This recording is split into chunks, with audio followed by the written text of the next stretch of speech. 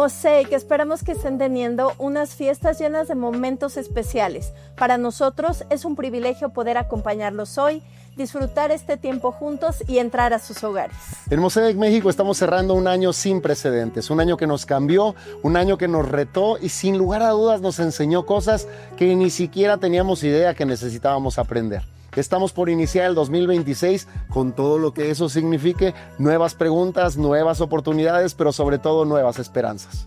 Hoy simplemente queremos invitarte a estar aquí, a abrir el corazón, a disfrutar este tiempo de worship y escuchar este increíble mensaje de nuestro pastor Erwin McManus. Muchas gracias por estar con nosotros, esperamos que este sea un tiempo especial y significativo para tu vida. Vamos a disfrutarlo.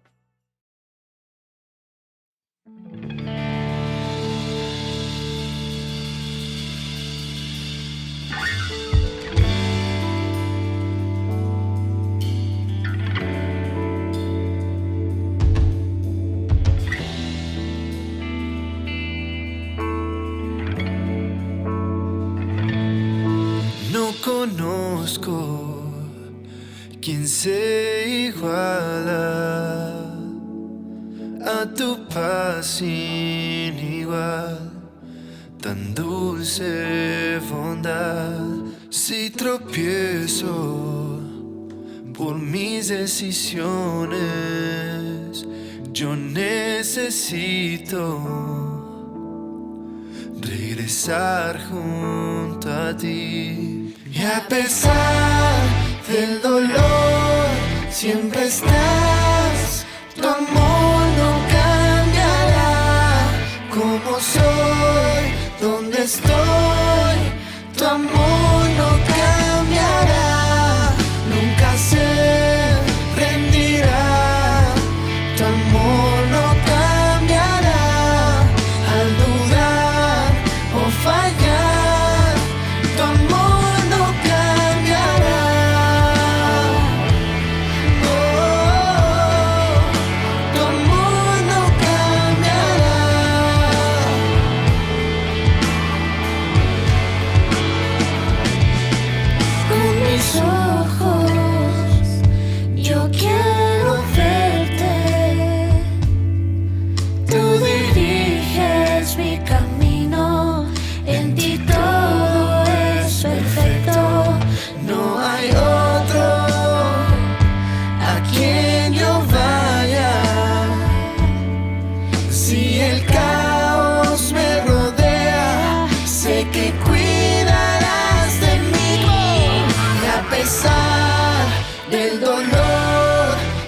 estás, tu amor no cambiará.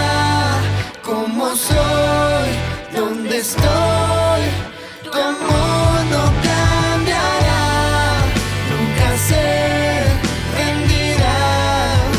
Tu amor no cambiará. Al dudar o fallar, tu amor no cambiará. No.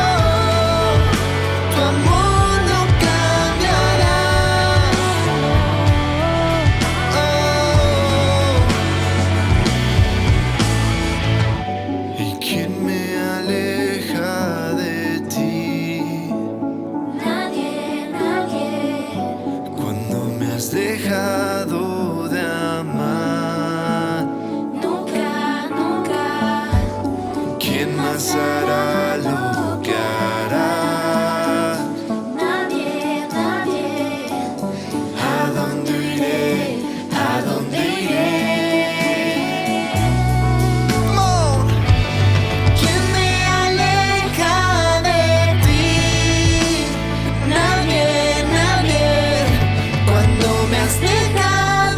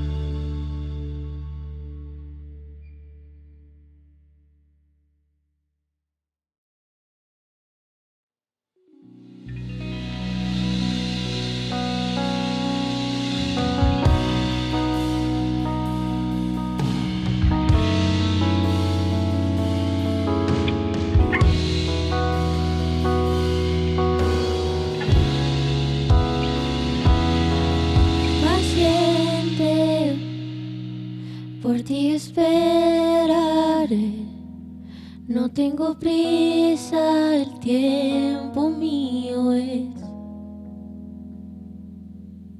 Mi gracia, como amanecer, no puedes escapar aunque intentes.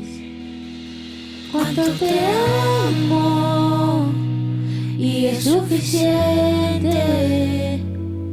Mi sacrificio fue para acercarme a ti.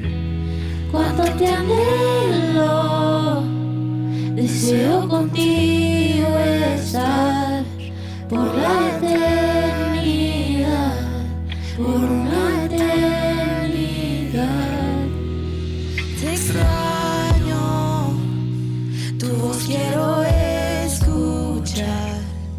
Hay muchas cosas que quiero contarte.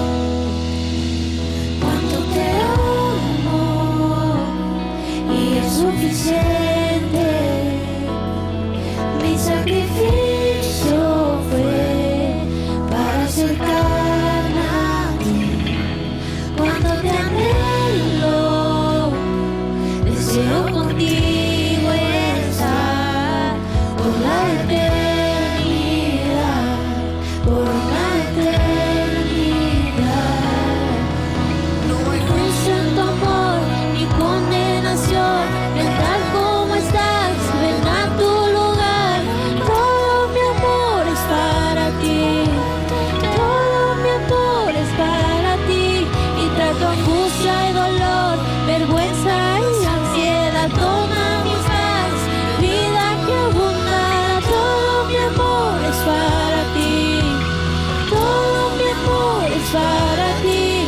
Y trato angustia y dolor, vergüenza y ansiedad, toma mi paz, vida que abunda. Todo mi amor es para ti, todo mi amor es para ti. Cuánto te amo y es suficiente. Mi sacrificio fue para acercarme a ti. Cuando te anhelo, deseo contigo estar por la eternidad, por una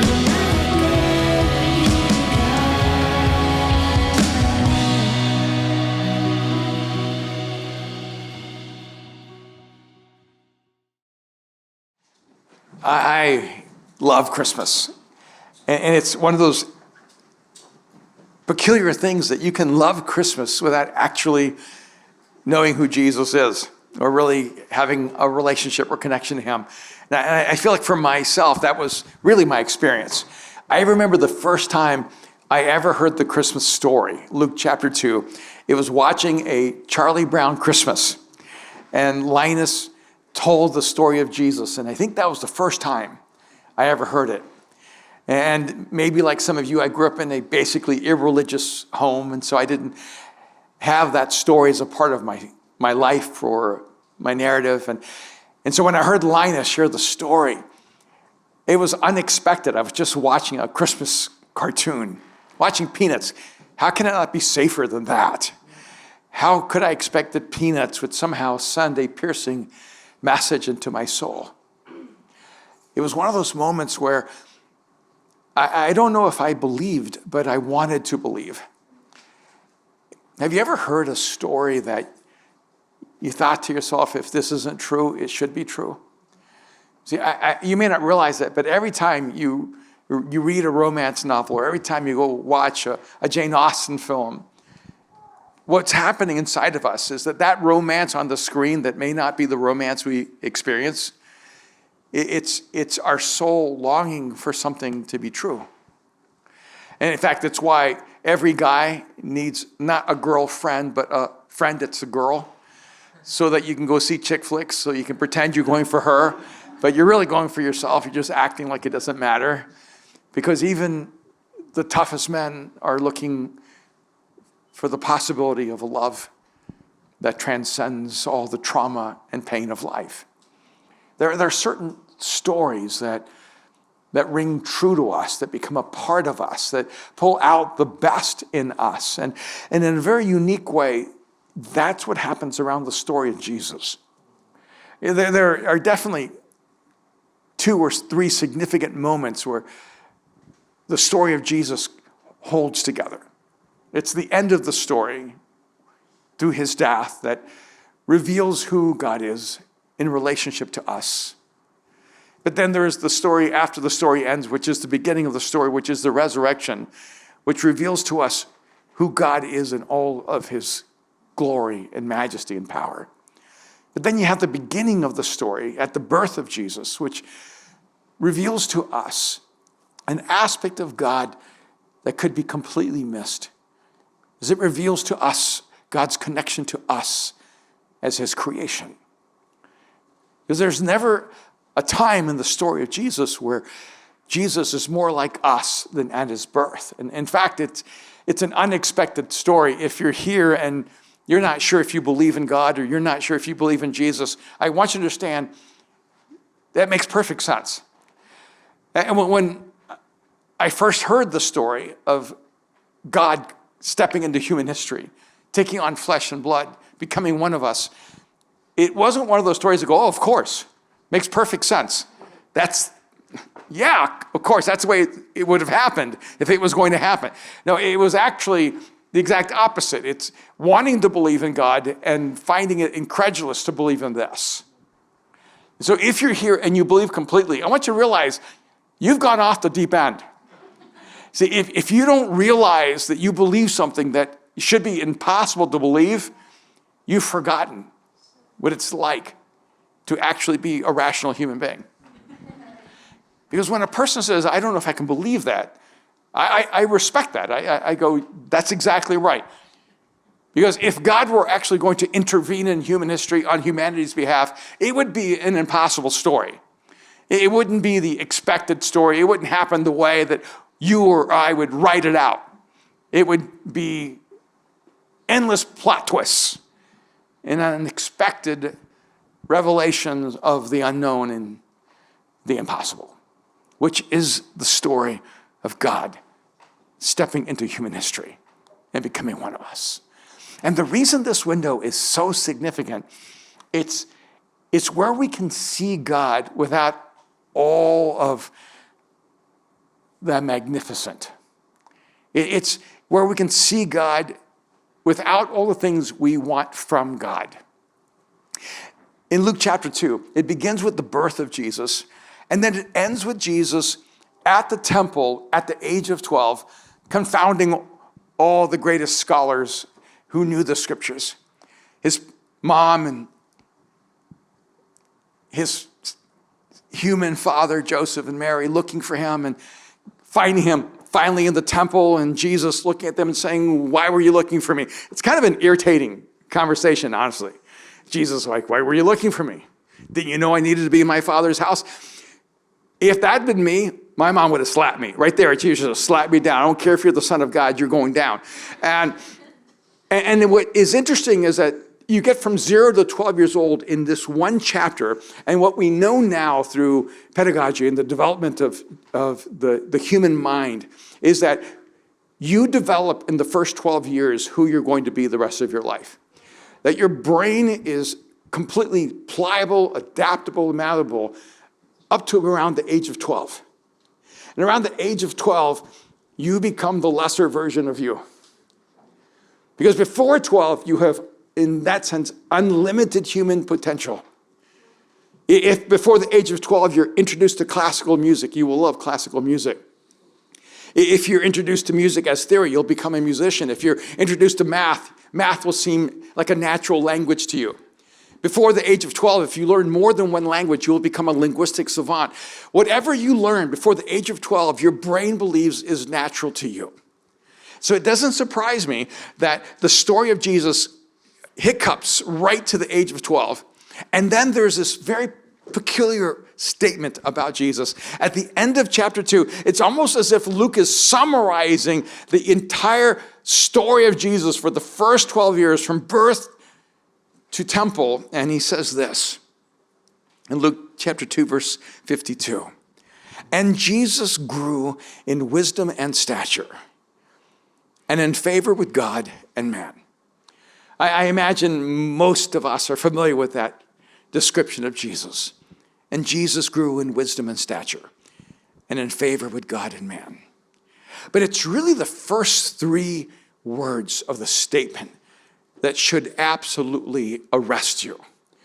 Every once in a while, something can be said, something can be constructed in such a way that it will radically alter your view of reality. And that's what these first three verses are.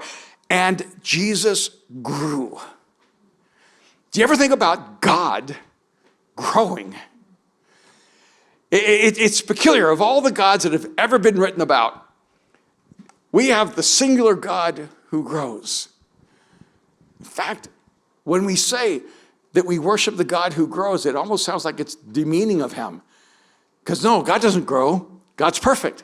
God doesn't need to grow. What we do know is that growing isn't beneath God, because God stepped into human history and took on the form of an infant. And by the way, when you were born, you had basically no practical value to society whatsoever. When you were born, you didn't have a skill. I mean, it wouldn't be great if we're just like born with a skill, like born with a craft. Oh, look, he's 8 minutes old, but he's a musician, or an architect or an engineer. Oh, he's 11 minutes old, but he's great at finance. It would just be so ideal if we just were born with these inherent natural capacities, but really you're born with zero capacity, not even to make a contribution, but to survive. We're that one singular species that is not designed for survival without care. So when you were born, you were all head, a little bit of body, and you couldn't feed yourself, you couldn't bathe yourself, you couldn't protect yourself, you couldn't clean yourself. You were completely dependent on another human being. And when we say this, we know this about ourselves, but now we need to translate this and say this about God. When Jesus was born, God put himself in a completely vulnerable position so that his survival was dependent on the kindness of others, on the protection of others. It's kind of extraordinary if you think about it. Would you ever relinquish all of your power, all of your capacity, all of your learning, all of your experience, all of your talent? Would you ever just give up everything to go back to zero and say, I want to be completely dependent on people who will later kill me? And this is the choice God made, that he was a complete and innocent human. And so what happens is that we get to see God in a very unique way. And one of the ways I look at the scriptures, and I use these filters all the time, even just for myself personally, is I ask the question, what does this say about the character of God? What does this tell me about God? And then I ask, what does this tell me about me? And then I ask, what does this tell me about life? And so every time I look at a principle, every time I look at a truth in the scriptures, I basically have those three reflections. What can I learn about God? What can I learn about me? What can I learn about how to do life? And those things are really critical because you are designed by God with intention. And the scriptures tell us you're created in the image and likeness of God. So you can't even fully understand yourself if you do not understand God. If you don't see God clearly, you will not see yourself clearly. You'll always be confused about that image within you if you have a wrong image of God. So it's really important to get a clear picture of God so that you can begin to have a clear picture of yourself. And you certainly will not make sense of life if you don't know who you are. And if you don't understand who you are, you will do life in a way that will not work for you. And so if you have a wrong view of God, you will have a wrong view of yourself, and you'll have a wrong approach toward life, and it just all gets messier from there. So here it's so important because he removes all the obstacles from seeing God clearly. Now, here's the part of the dilemma. First, let's be clear about what Jesus did not have. What Jesus did not have that we normally attribute to God are all the omnis. When Jesus was born, we know for certain he was not omnipotent. Jesus was not all-powerful. He had zero power. He didn't just come out of the womb going, let's take on the world. He was laying there and cried when he was hungry. Jesus was powerless. It's hard for us to think about a powerless God. But even in his adulthood, Jesus made this statement, apart from the Father, I can do nothing. I think a lot of times we think, well, yeah, Jesus was human, but he was also fully God, so he had all the power he needed all the time. But Jesus said, apart from the Father, I can do nothing, that he literally surrendered his power, his omnipotence. But we do know when Jesus was a day old, he was not all-powerful. We also know he was not omniscient. I don't know if this will come as a shock to you, but Jesus was not born speaking Hebrew. He was not born speaking Aramaic, and he was definitely not born speaking English. When Jesus was born, he had no linguistic capacity at all. He had to learn a language from scratch, which is crazy, right? Here's God, who is creator of all things. He knows all things, and now he steps into human history, and he doesn't even know how to speak the language. He has to learn how to say, Mommy, or Papi, or Joseph, Mary. He has to learn how to say hungry. He has to learn how to say, I love you. He has to learn all the things that all of us have to learn because he's not omniscient. And he has to step into an unknown creation that he created, which is crazy. But we also know that Jesus was not even omnipresent because, well, there he was. See, so when the star shone over Bethlehem and shepherds and magi came, they knew exactly where he was because he was in one place at one time. Jesus wasn't everywhere. He surrendered not only his power and not only his knowledge, but he surrendered his presence. He was just present. He took on flesh and blood and walked among us. And so what we do know is the things we normally attribute to God, Jesus had surrendered. So was he not fully God? Maybe, just maybe, we keep attributing to God the things we want from God, not the things that actually matter most to God. See, if you can eliminate being all-powerful and all-knowing and all-present and still be fully God, that means that those omnis are not the essence of God. They're attributes of God, but they're not the characteristics of God. What God could not relinquish and still be fully God was his character. So when Jesus was born, he was not a lesser version of God because he had no power or knowledge or presence. He was a full expression of God because he carried the essence of God's goodness, of his holiness, of his compassion, which is kind of crazy to raise up the perfect child. I know that maybe you thought we did, and no, that's Mariah. And every parent for a little while thinks they raised the perfect child until they turn 2. And then they don't know what evil spirit took over their child. But imagine raising the perfect child. See, I think we wonder, have you ever thought this? Why are there no records of miracles from Jesus when he's like 5? I mean, what kind of miracles would you do at 5, right? You know, like more candy, you know what? There are no records of Jesus doing miraculous things in the scriptures before he was 12, before he was 30. And the reason is because those were not the proofs of divinity that mattered to God.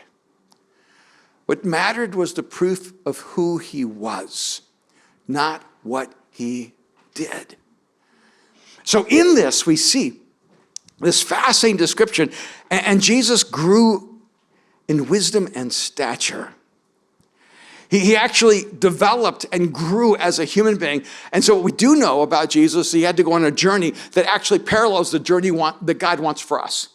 Because the first layer of Jesus' journey was that he had to spend his life as a child discovering.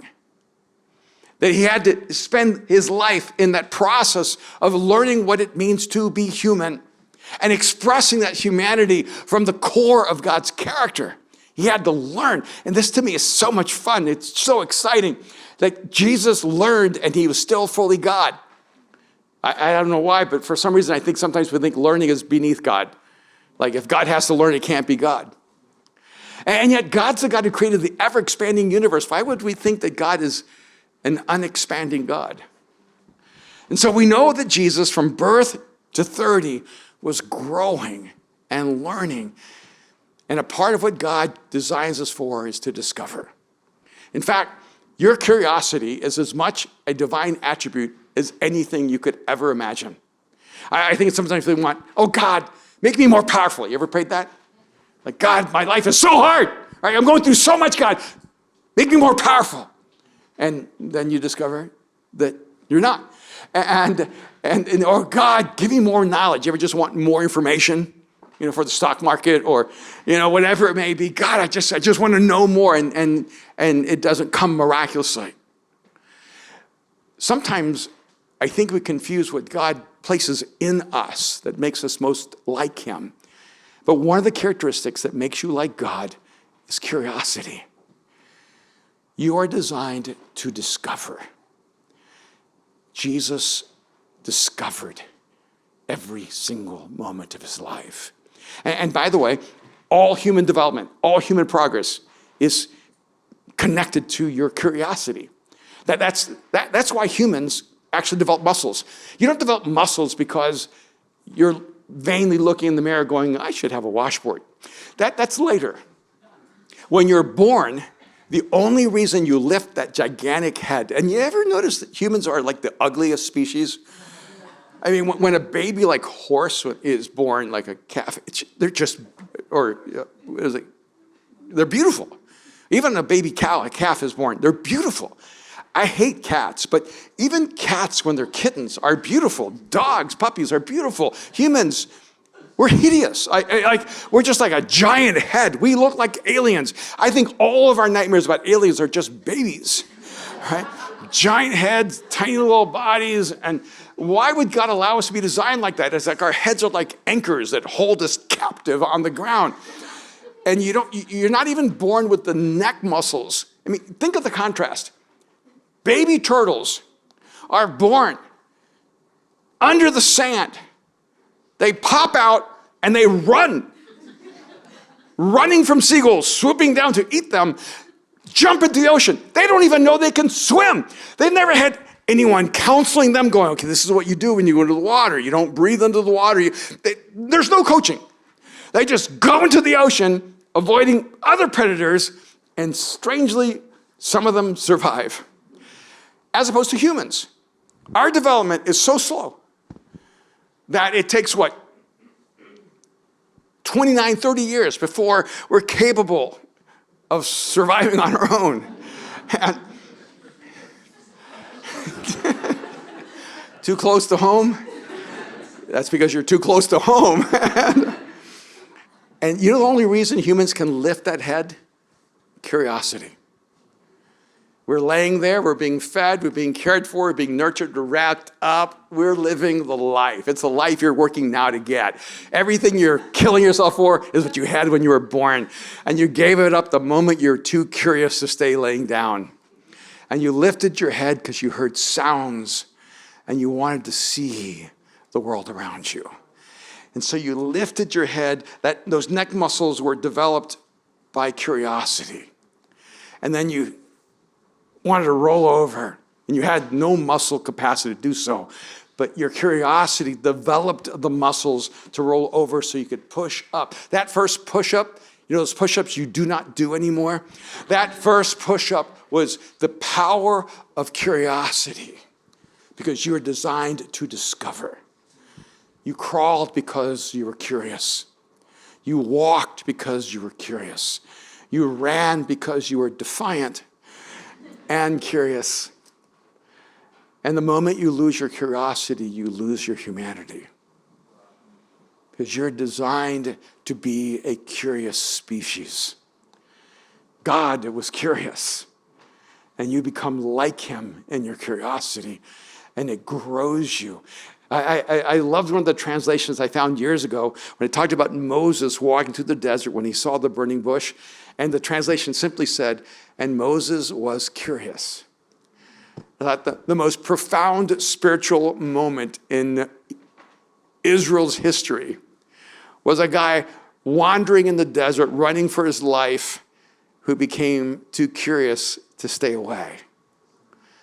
Maybe that's even how we find God, is when we allow ourselves to be curious enough to ask the hard questions in life. It wasn't beneath God to discover. He had to learn what it looked like to be human. And this journey, by the way, is complicated, isn't it? Isn't it odd that every other species seems to know how to be the species, but we struggle? I just don't think that seagulls have identity crises. They're just like, why am I not an eagle? You know, how come I can't be a pelican? It's like, I just think seagulls are just seagulls and pelicans are just pelicans. And, you know, we had a lab for 12 years and she never had an identity crisis. She was happy being a lab. She never came home and said, I want to be a Doberman, you know, and why can't I be a wolf and regain my, primal self? It's like, animals have no identity crises. They just know what they are. But humans don't even know how to be human, which is why we experience things like depression. It's why we experience despair. It's why we wonder who we are and if we're enough and if we have significance and if we have value and if we could ever be loved. It's because the journey to being human is so much more complicated than it should be. And Jesus had to grow and discover his humanity. But not only did he have to discover, because it says, and he grew in wisdom and stature, but he had to develop.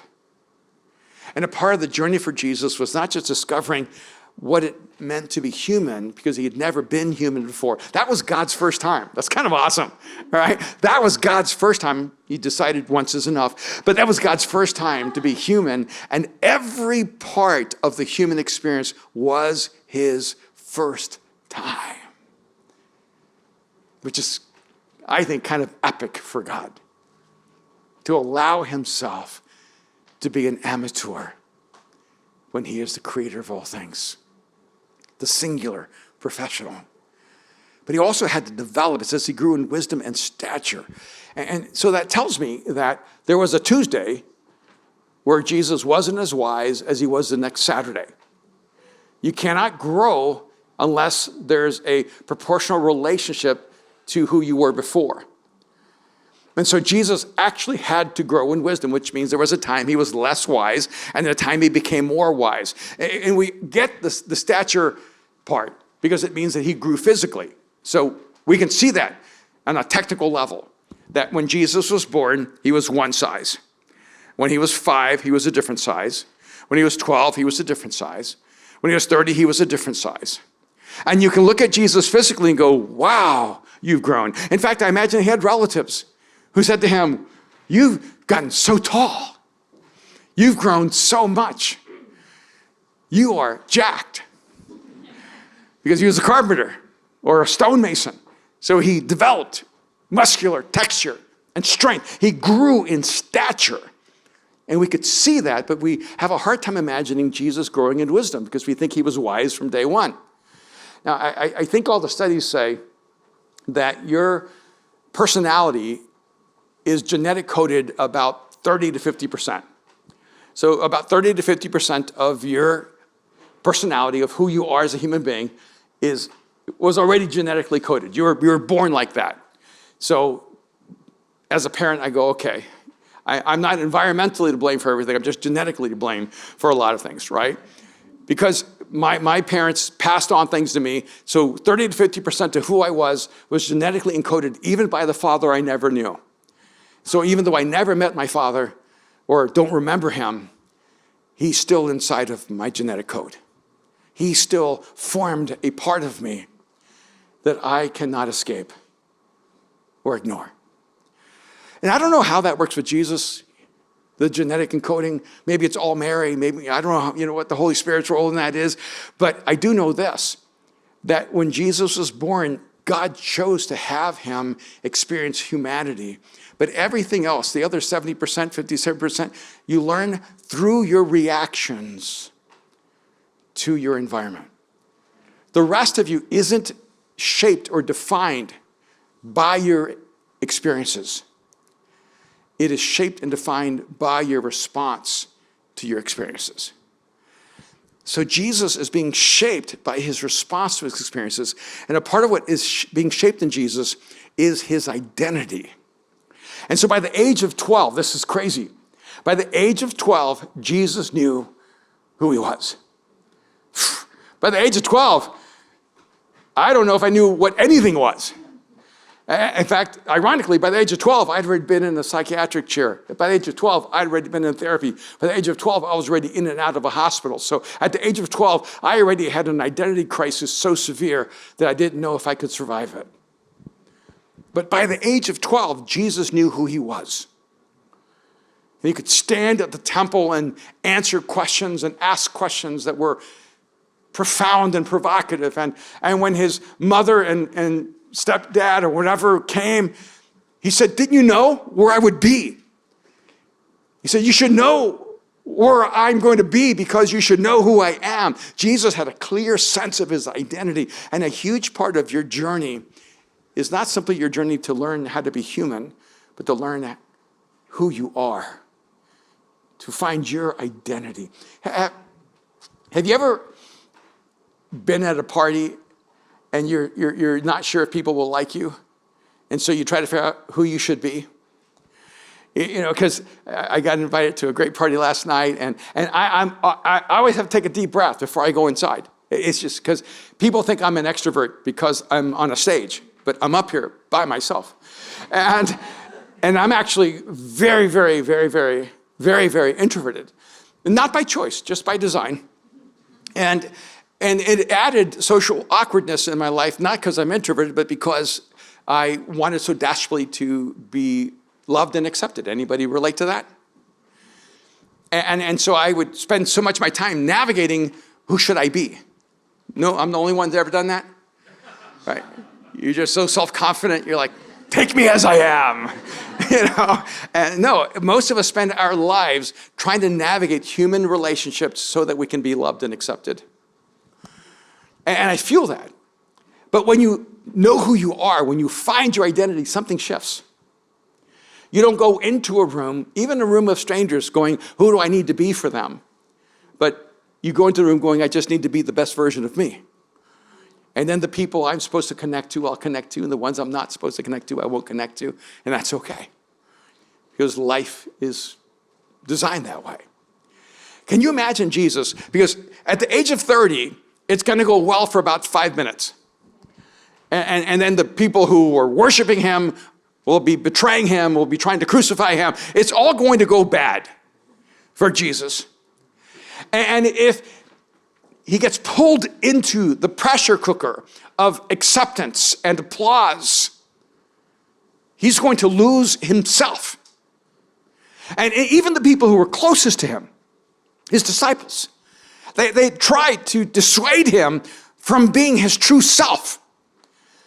Even so much so that at one point he looks to Peter, who's his closest ally, and he tells him, get behind me, Satan. He actually calls the person closest to him the devil himself, because he's trying to get him to give up who he is so he can be accepted by others.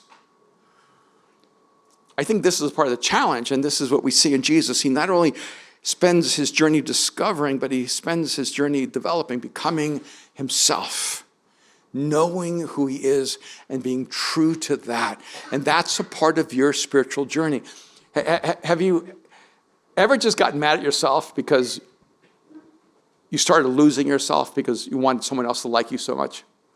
I mean, isn't that sort of like the most challenging, catastrophic dynamic in a relationship? Because when you start dating someone, you start by trying to give them the best version of you, or maybe another layer, the you that isn't you. the you that you think they want you to be.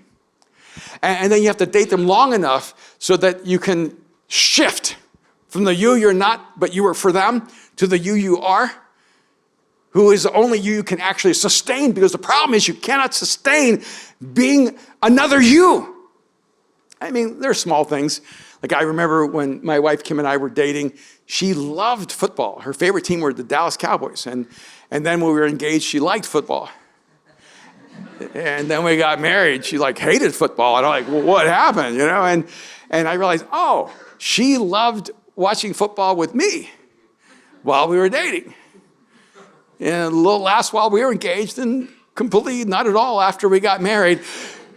And she was okay with me watching football a little bit. Because all of us adjust ourselves to those we long to be loved by. And what God wants to get you to do is to trust him enough that you will not lose your uniqueness for the acceptance of others. This is the tension of all of our lives, by the way. We long to be unique, and we long to be accepted. And some will lose their uniqueness for acceptance. Others may choose to lose acceptance for their uniqueness. The tension is to own your uniqueness and know that those who love your authentic self will accept you once you've accepted yourself. I love the story of Jesus in this journey because it tells me that Jesus had to grow in wisdom. He had to learn the secret of life. Because wise people are not the people who know the most. Wise people are not the most educated people. Wise people are not the most intellectual.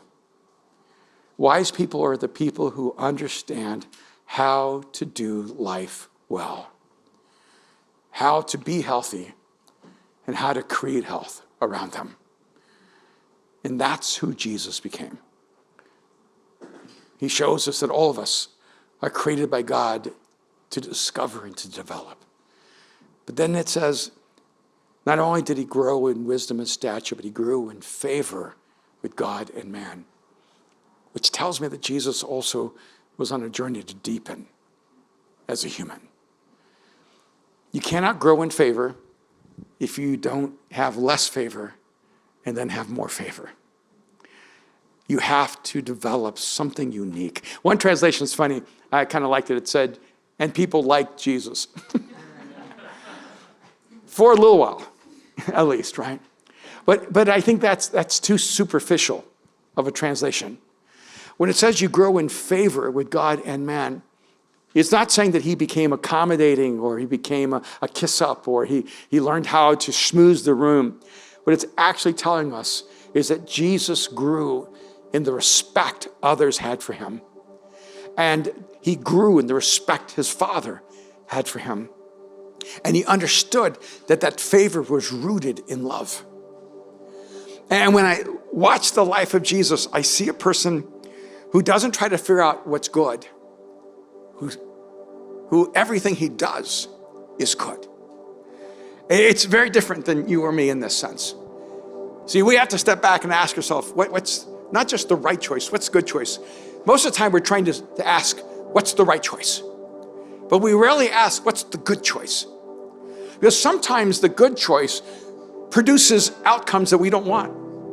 Sometimes we look for the right choice because we become so utilitarian that we want the choice that works for our advantage. But Jesus wasn't trying to make the right choice. He was trying to make the good choice. The choice that was good and beautiful and true. The choice that expressed and revealed the character of God. And it tells us that Jesus actually deepened in his relationship to his Father and deepened in his relationship to people. And both of them were important. I think sometimes when we're deeply spiritual, we think all that matters to God is our relationship with him. We just want to have favor with God. But if you want Jesus as your example, that's not enough. Because Jesus had favor with God and with people. So if you're here And you're like, I love God, me and God are awesome, we have a great relationship, but all your human relationships are a mess. You're fooling yourself.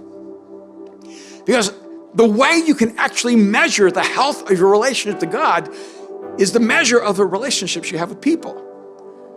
That's how you can know how deep your relationship with God is how deep your relationships to people are able to go.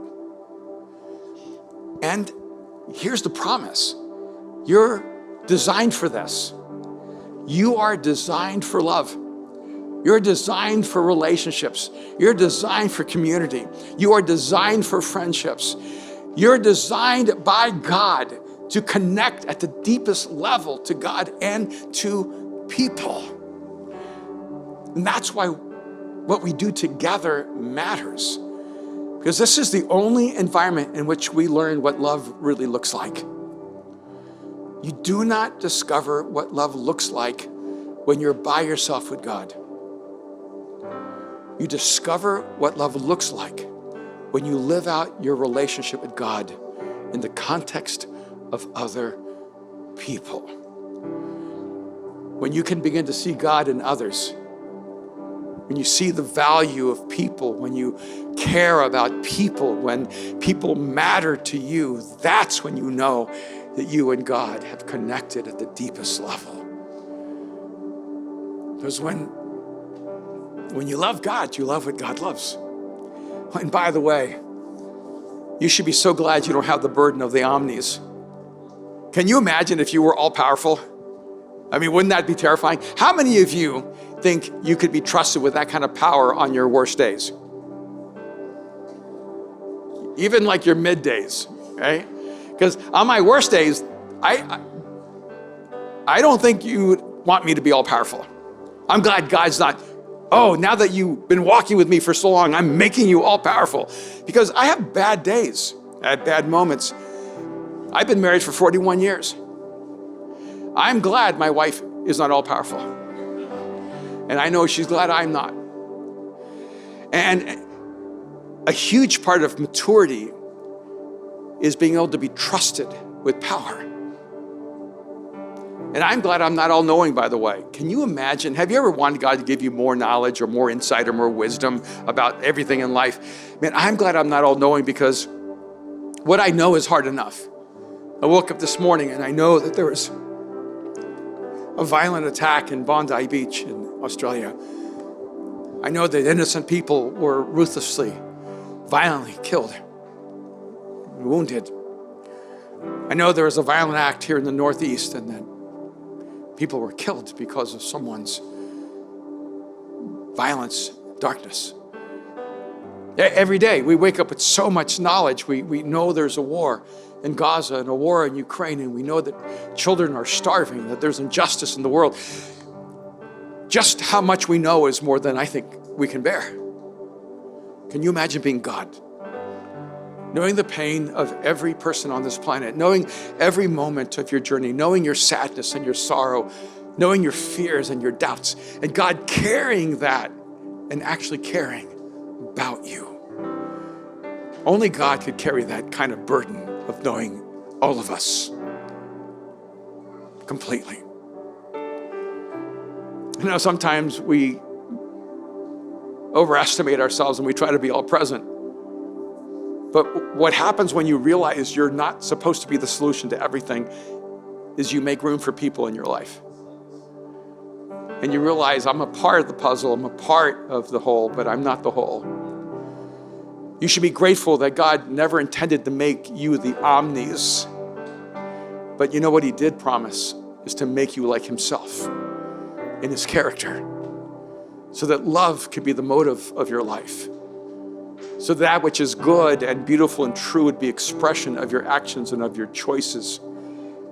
So that you could become a beautiful human expression of the beauty and wonder of who God is. And if you could ask the question, could a human being really reflect God well? That's the question Jesus came to answer. Jesus showed us not just what God looks like, he showed us what we can look like. And that's his invitation to us. If we would trust him with our lives, if we would give ourselves to him, he would give himself to us. He would put his life in us so that we can become not divine, but beautifully human again. Would you just bow your heads with me just for a moment? Close your eyes.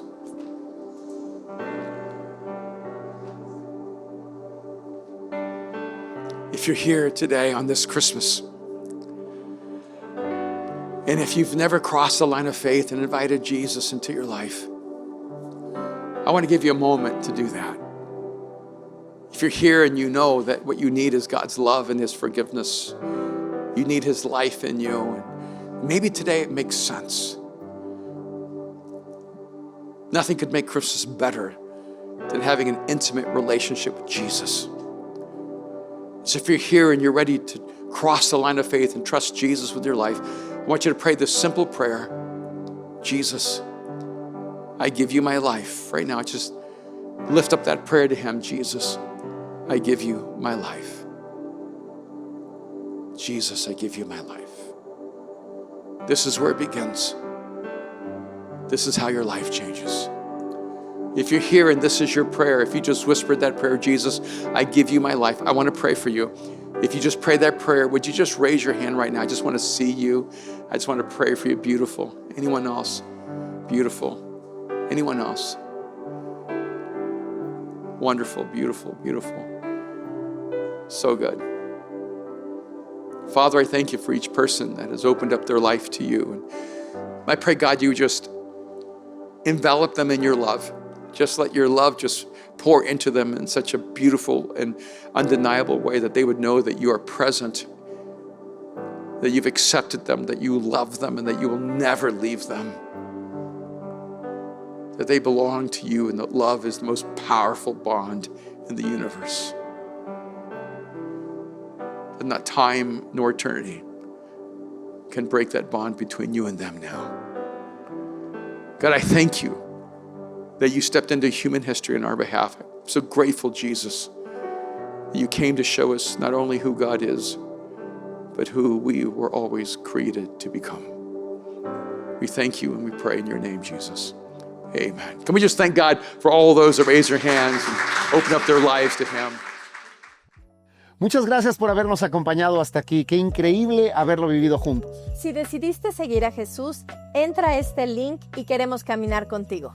También algo que caracteriza a Mosaic es su generosidad. Si deseas dar con nosotros y construir juntos todo esto que estamos viviendo, te invitamos a hacerlo a través de estos datos que están apareciendo en tu pantalla o entrar a mosaicmexico.com/dar para que puedas hacerlo. Y si necesitas oración, entra a este link y queremos orar contigo. También quiero recordarte que regresamos a nuestra reunión presencial este 4 de enero con 2 reuniones solamente en Polanco, 11 de la mañana y 1 de la tarde. No te lo puedes perder porque tenemos un mensaje muy especial que darte y varias noticias que estamos muy felices de compartir contigo. Gracias, Mosaic, por estar con nosotros, por conectar y caminar juntos. Esperamos que tengas un fin de año espectacular y un inicio de 2026 inigualable. Esperamos que tengas amor, paz y esperanza en tu casa. Muy feliz año nuevo. Nos vemos pronto.